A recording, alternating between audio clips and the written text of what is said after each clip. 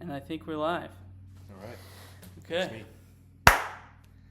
That'll be the clapper. Clapper.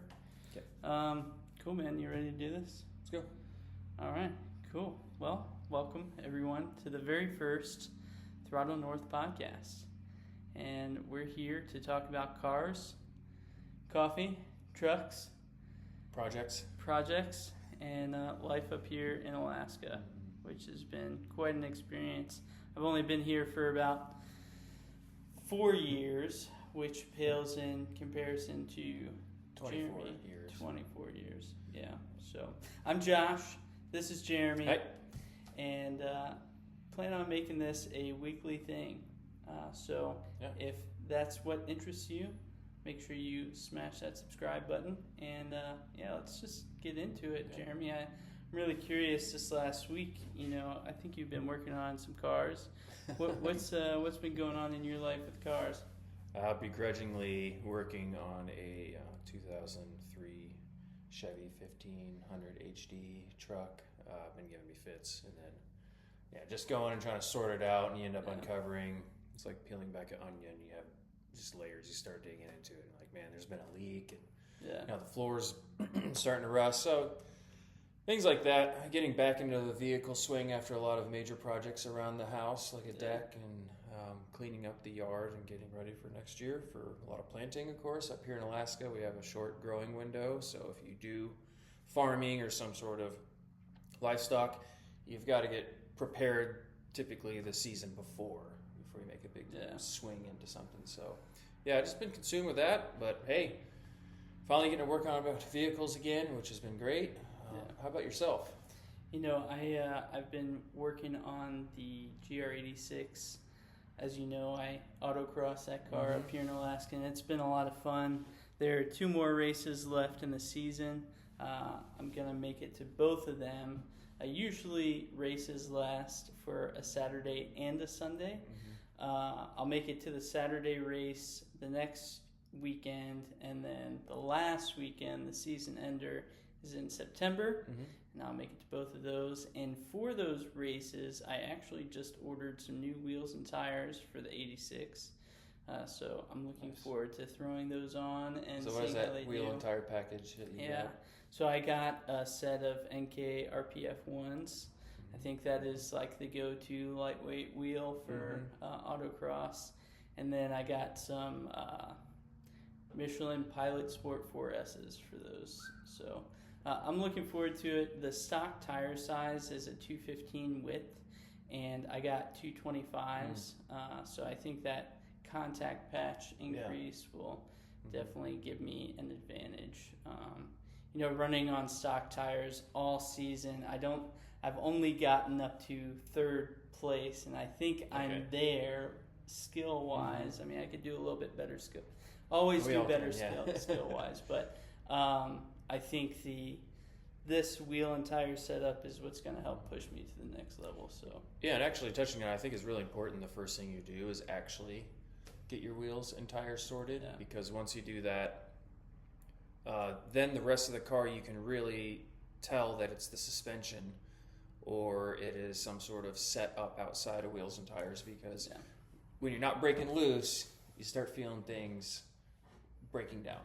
So having a really good tire package that's complementary to your vehicle and the horsepower that it's putting out and the type of racing that you're trying to do is critical, because down the road you're going to be able to say, okay, well, this pushing, this understeer, oversteer is not due to the tires. It's due to something that is either need to be upgraded. I'm over, speeding the car. I'm overcoming the ability for the car to do what I want it to do. My driving skill is beyond that, or there's something that's broke.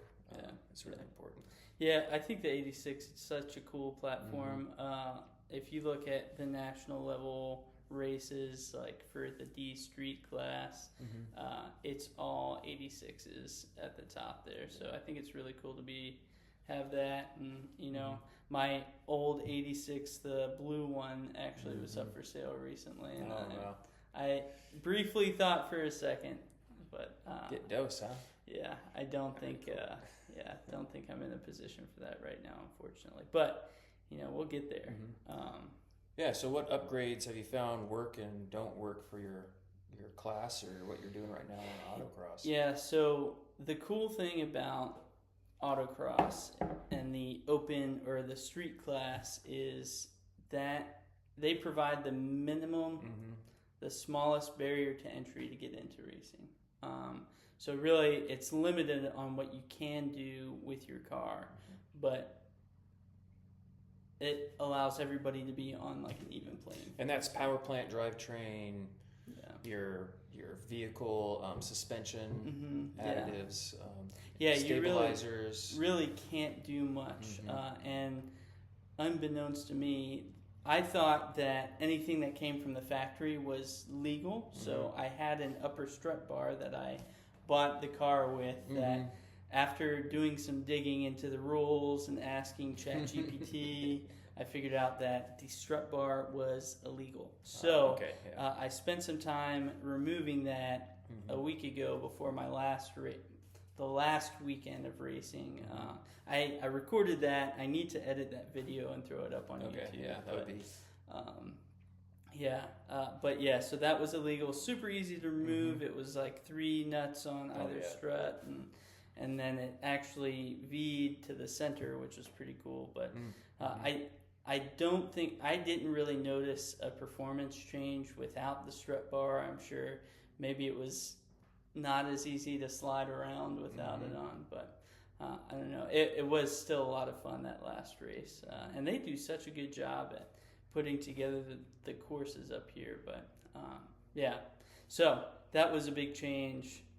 That was like the first performance mod or downgrade, I guess, if you will, to the GR86. The next one being these wheels and tires. So I even had one that I just flipped the air cleaner cover upside down, and that right there was enough to make it illegal in my class I was running. Had an S10 pickup truck. So, and just that alone was a no-go, and I had to move classes. So if I wanted to keep it, make sure you pay attention to your rules and regulations. Sometimes unbeknownst to you, you got a previous car that was using autocross. They may have not ran or told you they ran in that, and then you or you buy like Josh did. You bought a vehicle that was already equipped with it. You didn't know that your class. So pay attention. Read the rules. Yeah, they're super strict, and like that one thing opens up a class that they can do a lot more stuff to. So like really the higher up you go, the more money you're spending to be competitive. That's why it's so easy just to stay in the street class. Unless you really like have some money to modify your cars. But so that was a big change for the GR86, and I'm starting to notice all where I hit the cones and stuff on the front bumper, and it normally I would be kind of upset about getting like marks and stuff on the car, but it actually is pretty cool thinking about that. I don't think people really think about that. There is, if you have a race car and you got the ding, the dent, or the scuffs because you're racing it, it's like a badge of honor. If you're just out in the parking lot and Sally comes a lot, swings in and bumps your vehicle, or a kid, uses it as a paint board with all the mud and stuff and scratch the paint, that's a little sadder. But if it's because Rubbin's racing, it's easier. You can look at it and laugh. So So that's been fun. And speaking of racing, we went and saw the F1 movie a few weeks ago. We took the significant others. That was awesome. They actually enjoyed it, or wives. Which was, maybe it was Brad. Yeah, I think it was probably Brad. But hey, nonetheless, we both enjoyed it. They actually enjoyed the story. I was worried it was going to be like a Cars 3 kind of live action parody, the way some of the trailers looked. But it wasn't. It was a fantastic story. I think we kind of need that in media today. It was just a good story about perseverance and overcoming stereotypes, and absolutely. It was awesome. Teamwork. My wife actually, she thought it was a love story, so that's why I liked it. So she got a love story. We got, what it is, it's a love story with cars, right? It's a love story with actually the passion of competition. Yes. Yeah, no, it was really good, and I think it's really cool that they're doing movies like that because I know in the rest of the world, F1's a pretty big deal. Oh, yeah. And now it's starting to become a more bigger deal here in the United States, and I think we are already planning to go to Vegas next year for the race. So absolutely. I'd love to go down to Vegas and not have to scale a barrier to be able to watch it. So we're gonna have to spend some money to that's why we're to do that trip. now, yeah. So this last race, I did something completely different. Like I started doing something that I hadn't been doing before, and I didn't think it was going to make that big of a difference because of how smooth the steering wheel is in that GR86. But and what is that covering on that? Is that leather? Is it I think it's like leather. No, it's just like, and it's probably like fake. Oh, it is. It's faux like leather. That. Yeah. So ethically sourced. Yes, naturally. Yeah. So what I did was, months ago, I bought this pair of gloves, like work gloves from Lowe's, the mechanics gloves. Specifically, I've kept them in the glove box in the GR86, and I've never pulled them out because I was like, I'm not going to be that guy and wear gloves. It's like wearing weightlifting gloves at the gym. Well, actually, there is a huge gain to be had. It is confidence inspiring the way you can control the wheel wearing some gloves. Good driving gloves. People, I think that's something that you discovered is you don't think about it, but it's actually really important. I have a pair of gloves I like to use. They're not racing certified of any sort, but they are used for shooting. So they're leather. They have a high flash point and all the materials that they use. Actually, they're pig shooting gloves. Oh, nice. They fit super tight. They're kind of like a motocross glove. I did motocross. I did ATV off-road racing and stuff. So I wore really good motocross gloves. Nice. So I think there is something to be said with having a nice pair of gloves for driving. Super important. For safety-wise, I think actually going with an Alpenstar or a Simpson glove, something that is not so bulky, but the form-fitted ones, they do make a series now that are like that pig shooting glove that I like wearing, or a motocross glove. Just try a motocross glove. If you have one, throw them on and see if there's a difference. They were just... Yeah, it was just the mechanics, comes up to the wrist, and but it did get me looking into actual like fire retardant gloves. Yeah. Which is important. Yeah. I think it's really important as you get faster. There's more chances of you upsetting the car and getting an accident. I think gloves is really important. One thing I don't think, just gloves because I can hold on to the steering wheel better. It's also if you get an accident and getting out of the vehicle, if there's shattered glass, it does, or a fire alone and you got to grab the fire extinguisher for self-rescue. Having a set of gloves on will help you get out of the vehicle. So as you guys are going faster, you might want to start thinking about your safety gear. Yeah. It's not only to keep you safe, but it may be an added benefit for a long day of driving. Yeah, no, that makes sense. And speaking of Simpson, that's actually where I got my helmet, which I really like. I got it on clearance. It was like my first Autocross racing helmet. I had to get something certified because, again, SCCA is pretty strict on the rules, which is okay. And I think I'll be able to use it for a while. So I'm glad I got something on clearance. I love it. I got a white helmet to kind of match my car because I'm a nerd like that.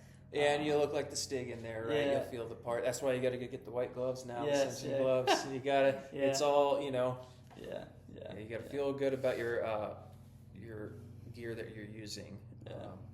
But fit and function is most important. Absolutely. Yeah, as long as it's comfortable, because you don't want, if you got a helmet that was too small, then you're just getting headaches, and then if you get a helmet that's too big and it's sliding around all over the place. Fit is definitely important, and finish is also. And some of the newer ones have air pumps in them, so you can adjust the air around your cheeks and stuff, which is something that's important when you get into serious racing. Like you said, you will not discover a hot point that rubs and causes a rash or a blister, or something that squeezes in, like you said, gives you a headache. So over time, and a lot of those race helmets now come where they have removable inserts that you could buy if they don't fit quite well. So look up, make sure you get one that's adjustable as much as possible. But I do like the helmet. I saw it sitting. Oh, did you? Oh, yeah. I noticed it. Yeah, no, yeah, Nice I like helmet. that helmet a lot. Yeah, so because there's 2 races left in the autocross season, that means fall is upon us. Now, I will say one thing about Alaska that I wish there was more of is fall. We get about a week of fall up here in Alaska. Almost a month, but I wish it was the Northeast. You get 2.5, almost 3 months of fall. Yeah, that would be better. But in fall, with the coming of fall, is the coming of Rallycross. That is the next season that is upon us. And Rallycross up here, what are our course options when it comes to terrain? What are they looking at? I think it's gravel, mostly gravel and dirt, because I think they do it at the Alaska State Fairgrounds. Where they do the monster trucks and the motocross. Yes, yeah, all that stuff. So I don't necessarily have a car right now, but we've seen a couple on Facebook Marketplace. I think there's an Audi TT, a 2001. He listed it as a 225, which is the 1.8T that's tuned for 225 horsepower. Normally, the 1.8T is about 180 horsepower. And unfortunately, that's actually what he's selling. And I did some research. I asked ChatGPT, how can you figure out if it's a 225 versus the normal 1.8T? And one of the things is the exhaust. If it has a dual exhaust, it's a 225. It has single exhaust, it's a normal. Additionally, if I can take a look at it, if it has a dual intercooler in the front sides, then it's a 225. Gotcha. But I'm 98% sure that this is going to be a regular 1.8T. So the 225 had the more horsepower for the four-wheel drive. All-wheel drive, yeah. So it would be front-wheel drive, which is okay. It would be all right for... I don't know. I think it still would be fun. Having a little car like that would be really cool. There's also a lot of Foresters up here for sale, and Legacies, so many WRXs, and so many WRXs. Yeah, and a lot of them have been beat, but usually as a grocery getter. Not really. It's just the roads beat them. You're just going down the gravel roads. We have a lot of washboard that develops in the spring and fall. So you get an older unit like that. Usually you strip it out to turn it into a Rallycross. Yeah, which I think would be a lot of fun, and I think we should. I might try and at least co-drive this year with somebody if we don't pick up a car. But I think it'd be really cool if we could put together a race car. And that also extends into the ice racing season as well. So that's another thing is when Big Lake out here north of Wasilla freezes over, there's a whole different road system that comes in during the wintertime, so you can cross it to get different places and neighborhoods. And they also have a ice racing course that they set up out there. Many lakes actually around here do that, have some sort of race course, and that's really cool to go out into. I know the SECA, sometimes when they do their poker runs, run out to that, and you do a lap on it, and then you jet out to Point McKenzie. So it would be fun. You get a lot of experience out there that can actually, you can learn how to upset a car and recover, and it really helps on asphalt, so you don't whip it around into a light pole in the school parking lot where we do autocrosses. And I think that's probably the biggest thing about autocross in general is learning how to control your vehicle in a controlled environment. We have safeties out there. We have people that are planning these courses in a safe manner. The guidelines are we have to keep this much distance from a light pole, or we need to keep this much distance from a wall. There is quite a bit of buffer that they put in for that to keep everyone, as well as the passerbys, safe. A lot of locking that place down. So, but hey, it would be really cool actually to do some sort of rallycross ice racing this year. And it's pretty much run what you brung. There's a lot of classes, so don't necessarily have to have all-wheel drive. And I wish that I knew that years ago, that it's hey, it's not really you don't need to have a modded out car. No, it's I've had, as you know, a few GTIs up here that would have been perfect for just running how they were. And but I'm glad I'm doing it now and looking forward to the next couple years as we progress into racing. Absolutely. Yeah. Yeah. Plan on doing a lot of it up here. Yeah. So your Camaro. Yes. We want to get that on the road. So, absolutely. Yeah. The idea behind that is I have a 77 Camaro Z28. It's pretty ratty right now. It's so far gone that you might as well just turn it into, over the time, a tube chassis car. We'll get there. But street legal vehicle that we can progress into and possibly be competitive nationally. And doing that type of racing, you have to be able to change gear ratio quickly. You have to be able to service the car. It's a lot more racing and a lot less comfort. To get into that run of racing, we have to have a vehicle that can do it, and it just makes sense. No love lost. It's not numbers matching anyhow. You might as well just gut the car, which it is right now, and start putting the cage in and getting everything tubbed and ready to accept a competitive drivetrain. So that'll be something that we fart around up here with, hone the car, and then start getting competitive because, as Josh is saying earlier with his vehicle, the barrier to entry can be super low, but as you become competitive, we have very short tracks up here, and you have to have something that if you're competitive here and you go down south and you're running a longer track, you have to be able to change the car enough to be competitive on those longer stretches. So the car will be very serviceable, like a late model car, like any race car. Things come off super quick. So that is, I think, the progression we have. I will do that through my vehicles.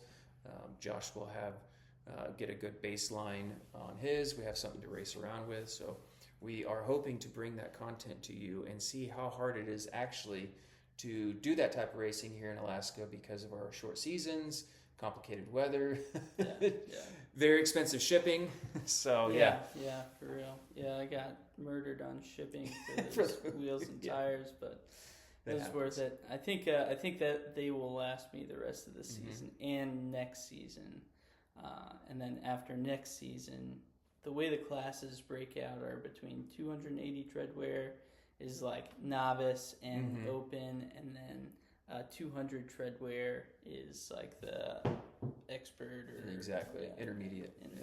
So but really looking forward to getting your Camaro on the road, man. I think that would be a good project this winter. Absolutely. That's the shot we're going for, is next spring to have that thing out on the track and really see what we can do. It doesn't matter what we enter if we're not competitive. It's just having a next higher level car that in the same day we can be practicing on between our regular drivers, and then sharing a more horsepower oriented, more competitive nationally vehicle, and honing our skills on it. So we are going to document that for you. All the starts and fits that we have along the way, seeing what we choose and put into our vehicles if it lasts, like if you really like those tires, if there's something you're like, well, actually, this is not a good purchase, you will know, you will find out, and you'll hear us on our podcast bitch, gripe, and complain about it, or praise it. Hopefully praise it, because so I will say with those tires, PS4S's, I had those on the GLI before I sold it, and I know. And part of me wishes I didn't sell the GLI, but I just have a problem with buying and selling cars, so it drives my wife crazy. But I think those tires are gonna be awesome. So great. They should. I've heard nothing but good things about them. Yeah. Every time I ask ChatGPT, it tells me that's like the gold standard for like 280 treadwear tires, which I think they're 300 treadwear. But anyways, so as we kind of close this out, eventually these might get a little bit longer. I would like to make these longer, but I'm interested, Jeremy, in what you got coming up this next week with cars. You think you'll see anything interesting where you might be going? Yeah, I'm done purchasing vehicles minus our grocery getter for my wife. I think we're going to step away. We have a Camry all-wheel drive right now, which is fine. It just sits a little low. She would like something more of a larger vehicle to drive around. So we're looking differently. Other than our project vehicles, I'm not buying anymore. I'm actually shrinking my fleet. Really going to be focusing on this Camaro. That's going to be the main focus for us.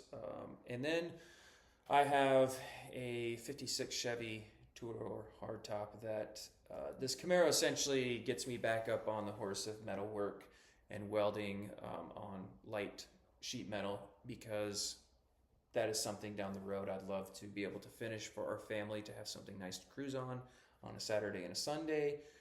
Possibly, do a little fast runs just going in, autocross it. But, it's just an old car to have fun in.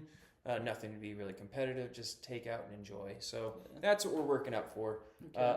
I'd like Josh to help me out on that, so we're going to be honing our skills.